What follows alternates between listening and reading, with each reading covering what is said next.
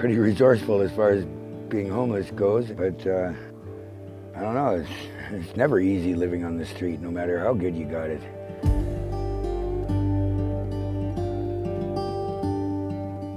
The Salvation Army exists to share the love of Jesus Christ, meet human needs, and be a transforming influence in the communities of our world. And so you look at that, you pull that apart, and you say, what does care look like? Care looks like hope, care looks like dignity, care looks like service. If it weren't for people like them believing in other people and seeing the potentials beneath all of, the layers, a lot of people don't feel like they matter. I've been baseball batted in the back of the head. I've been stabbed. I was starting to feel like a block of Swiss cheese there for a while.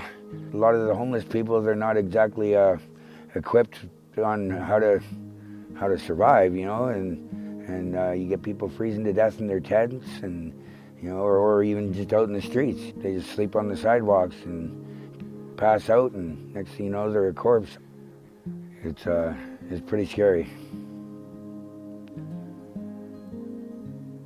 When I started working here, I was running the food bank, and I saw a much greater need as community members came in the door looking for shelter from the cold. It started to become winter, but I asked God, what can I do with the resources that I have here? So that became the cafe, a place where they could have dignity, somewhere no one's going to judge them and kick them out, throw rocks at them or call them names, and where they can feel loved and accepted for who they are and where they're at, no matter where that is. They're very accepting, That was hard for me a lot growing up because nobody ever accepted me. Family takes on a whole new meaning for me now, Most of us are just homeless because of the cost of housing. Like, it's ridiculous out here. The Salvation Army is a Christian organization. The Salvation Army is a church internationally. Unfortunately, I can't meet you today and put you in a house tomorrow. But what I can do is help you to see that you are loved, that you are cared for, that you are a part of something bigger, and that there is hope for tomorrow. Our staff are actually volunteers. We could never do any of this without them. We're very grateful because our food bank has so many generous donors, and we also have many, many local farmers who bring their produce in to share with those in our community who need it. We've got services as well. So now we've got mental health and addictions counselors. We've got wound care registered nurses who come. Sharing these services might be seen as enabling, and there is a tension there. But the reality is that it's mind, body, and soul. I think there's a general recognition of that, regardless of your particular belief about what the soul looks like.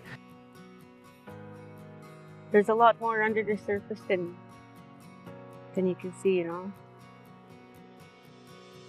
We're trying to provide holistic care for our guests and clients here at the Lighthouse and help people take that next step in their lives to becoming independent, earning honest income, and potentially having some stability and having housing in their lives.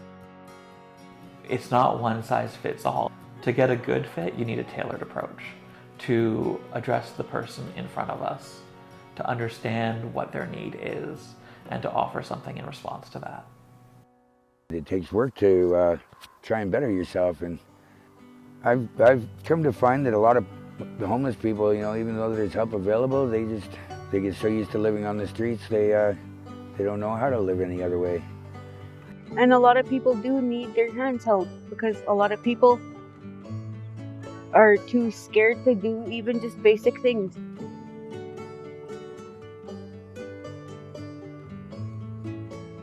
Nobody's crazy. Everybody's been hurt. Offering spiritual support isn't about making everything bad go away.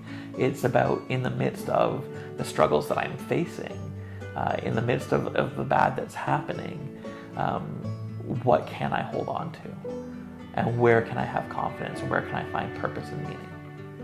When that happens, that's when they want to help themselves. And all these services are here when they're ready, but they're not going to be ready until they know someone cares and someone is rooting for them. I'd like to think at least that one man can inspire millions. That's what you need to do. The good people need to stand up and band together.